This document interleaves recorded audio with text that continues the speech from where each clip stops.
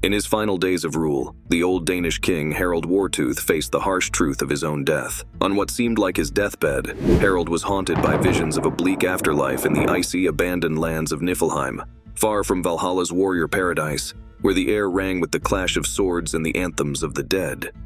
Driven by fear of this destiny, he devised a plan both daring and ruthless. He called upon his nephew, Sigurd Hring, king of Sweden, offering him a challenge disguised as a family obligation and the chance to fight with honor. This plan, grim yet straightforward, was to stage a massive duel between relatives, pretending it was a noble pursuit for a valiant death, thus preventing Harald from the disgrace of dying from old age. Saxo Grammaticus, a Danish historian whose writings blur the line between actual history and mythical tales, tells us that both rulers began their grim preparations with intense determination. Over 7 years they gathered armies, each reportedly 200,000 strong, no mere foot soldiers but legends in their own right, celebrated throughout the Northlands for their courage and ferocity. When the destined day came, Harald, even though elderly and nearly blind, became a terrifying presence on the battlefield. Armed with a sword in each hand and driven by the fear of his imminent end, he sliced through his foes, his blades eager for the blood that would secure his path to Valhalla. The battle was catastrophic, a frenzy of metal and death that ended the lives of 15 kings and as many as 40,000 men, their bodies strewn across the Brevellir fields like a blanket of flesh and iron.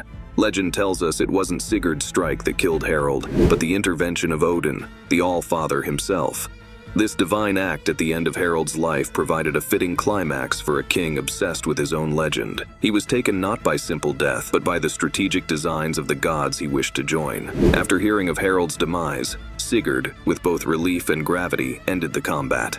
He quickly found his uncle's body and horse amidst the devastation and hastily built a funeral pyre, a magnificent blaze worthy of a royal ascent to Valhalla. Watching the flames soar skyward, Sigurd likely pondered the grim spectacle he had engaged in, a drama filled with ambition and the harsh demands of legacy and honor, all grounded in the brutal realities of power and the stark fear of being forgotten. Asgard Veneer War. In the rich tales of Norse mythology, we find two distinct groups of gods, the Aesir and the Vanir. Their stories typically show them living together in harmony, so much so that it's often hard to tell them apart. Yet before there was peace, there was conflict, and it seems even gods aren't immune to war. The trouble started with Freya, a Vanir goddess and a master of enchanting sorcery. Disguised as Hyder, she entered Asgard, the fortress of the Aesir. There, her magical skills caused a stir among the Aesir gods. They were enamored by her powers and what those could achieve for them. But when they realized that embracing such magic went against everything they stood for, their admiration turned to blame. They accused Freya of causing their moral decay and tried to eliminate her by setting her on fire 3 times. Miraculously, each time, she was reborn from her ashes. This series of events fueled a deep-seated hatred between the Vanir and Aesir, setting the stage for an explosive confrontation. War broke out, fierce and prolonged, a testament to the intense rivalries among divine beings. As the war dragged on, both sides grew tired of the relentless fighting, realizing the battle was leading nowhere. Finally, battered and exhausted, they agreed to a truce. This ceasefire was not so much a celebration of peace, but a mutual surrender to fatigue, a reluctant acceptance that their conflict had no victor, only survivors weary from battle. What can we take away from this divine conflict?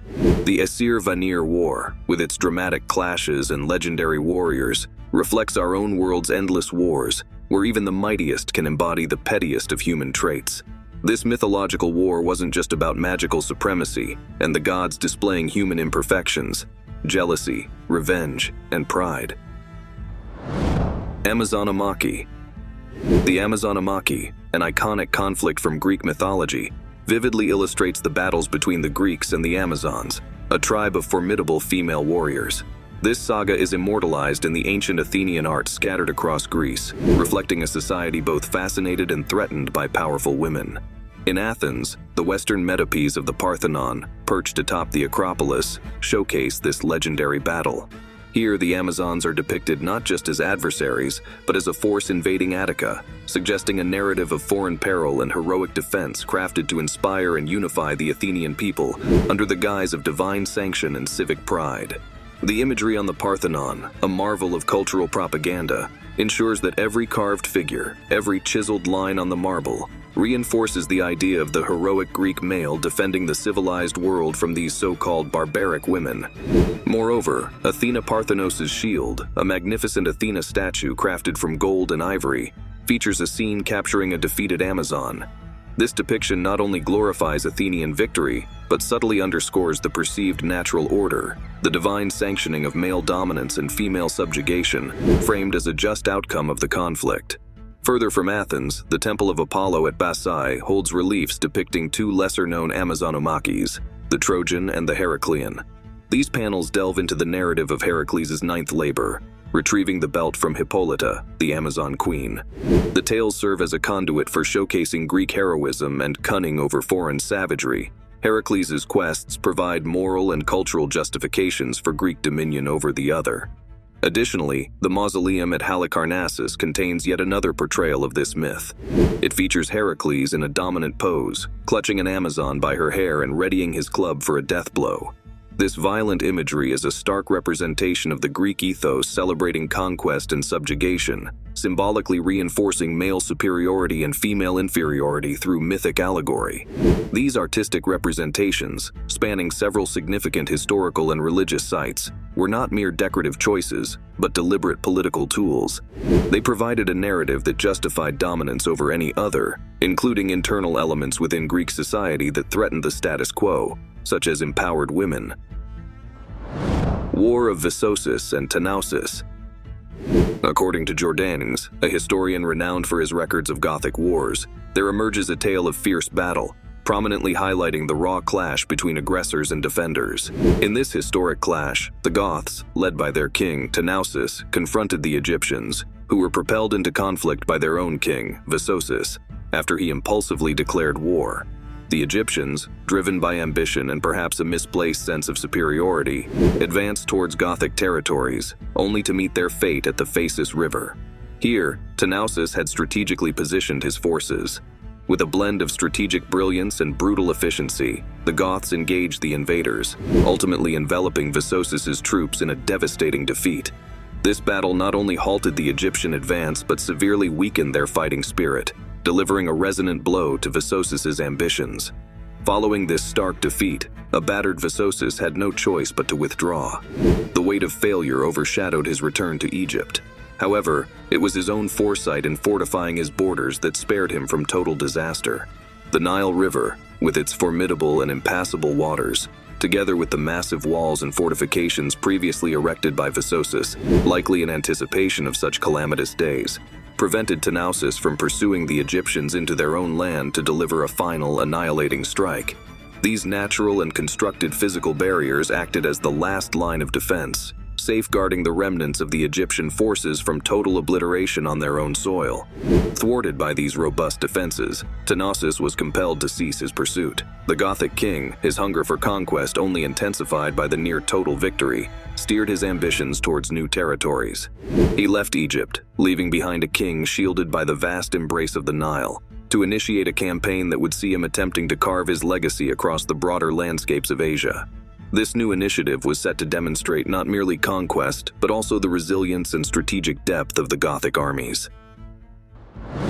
Battle of Bangan. The first recorded battle in China was between the Yellow Emperor, Huangdi, and the Flame Emperor, Yandi, around 2500 BCE. This epic showdown was the result of escalating conflicts among various nomadic tribes due to overcrowding and migration.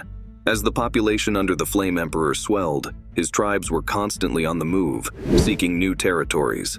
This relentless expansion led to frequent and fierce skirmishes with local tribes. Outnumbered and overwhelmed, these smaller groups faced the threat of being completely absorbed by the larger Yan tribe, losing their identities and their lands in the process. With no options left, these smaller tribes sought help from Huangdi, the Yellow Emperor, whose own realm was under threat from Yandi's aggressive advances. This plea for help set the stage for a massive battle at Bangan, where the fates of many hung in the balance. The battle was intense and pivotal, ending in a crushing defeat for the Yan army. The Flame Emperor Yandi didn't just lose the battle, he was also assassinated, bringing a bloody and abrupt end to his reign.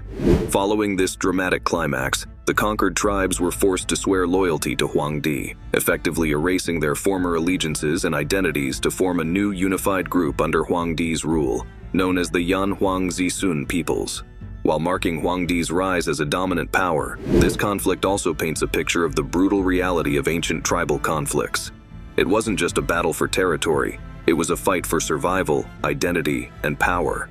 The Battle of Bangan wasn't just about who won or lost, but about how the victor reshaped the cultural landscape and dictated the people's futures. Trojan War. The famous Battle of Troy, captured by Homer in the 8th century BCE epic The Iliad, is not just a story of heroes and deceit, but a sharp critique on the follies of human wants and divine meddling. The war began with an infamous romance, when Helen of Sparta was seduced, though many say kidnapped, by Trojan prince Paris with help from the goddess Aphrodite, who promised him the most beautiful woman in the world for winning a divine beauty contest. This celestial interference set off a lengthy and vengeful siege by the Greeks against Troy. The conflict depicted in the Iliad was brutal, driven by revenge and wounded pride more than noble causes. Menelaus, the Spartan king and Helen's husband, rallied his Greek allies to recover his honor, resulting in a siege that lasted over 10 years. Through countless fierce clashes and heroic stands, where warriors like Achilles and Hector became icons of valor, the war's conclusion was marked not by heroic combat, but by sly trickery. The Greeks, unable to break Troy's defenses honestly, concocted a plan involving a gigantic wooden horse, large enough to hide a group of soldiers inside. This horse, left as a deceptive gift for the Trojans in a fake gesture of surrender, was taken inside the fortified city walls. The Trojans, deceived by their own arrogance and the joy of a supposed victory, overlooked the trick. At night, amidst their drunken celebrations, the Greek soldiers hidden inside the horse quietly came out. They killed the guards, opened the city gates for their armies, and led a slaughter that obliterated Troy, concluding the war in a massacre instead of through an honorable fight. This ending of the Trojan War, with victory achieved through a deceitful wooden horse, serves as a stark reminder of how low the quest for victory, revenge, or love can bring even the greatest to stoop. The Greeks' victory earned them not glory but notoriety, highlighting the disastrous consequences of human deceit masked as military brilliance. Did the Greeks' use of the Trojan horse glorify cleverness, or was it merely an act of deceit? Like, comment your thoughts below and don't forget to subscribe for more.